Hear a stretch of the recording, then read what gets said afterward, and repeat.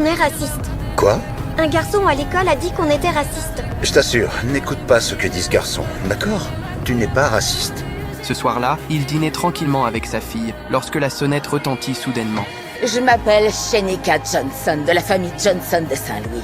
Votre famille a possédé mes arrière-arrière-grands-parents pendant 12 ans. Vous me devez de l'argent. Marshall est complètement perdu. Il tente de fuir cette scène absurde, mais Shanika a déjà pénétré chez lui. Elle scrute tout ce qu'il possède, comme si elle visitait un musée de trophées. Elle exige une compensation de 3 millions de dollars. Au début, il pense que c'est juste une forme de harcèlement, mais il n'a aucune idée que c'est le début de la chute de sa vie. Peut-être que tu pourrais éviter d'en parler à ta mère. Le lendemain, au travail, Shanika est dehors, avec un mégaphone, hurlant des accusations contre sa famille et leurs soi-disant crimes. Il court en bas, implorant qu'elle le laisse tranquille. C'est exactement ce que mon arrière-arrière-grand-mère a dit.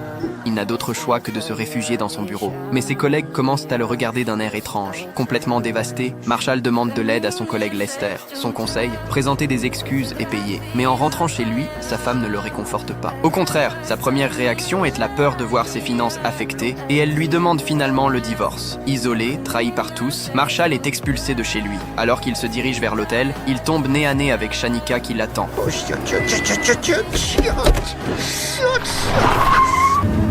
Oh, oh bon sang. Oh putain.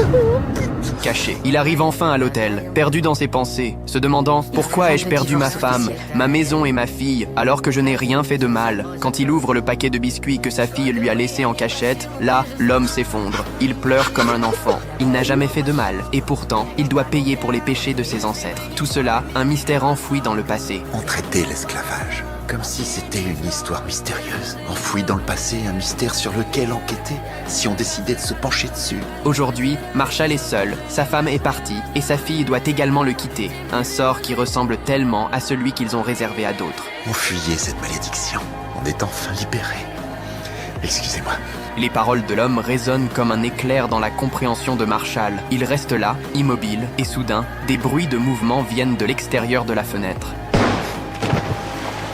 Lorsque les péchés des ancêtres deviennent des chaînes dans le présent, qui pourra vraiment y échapper?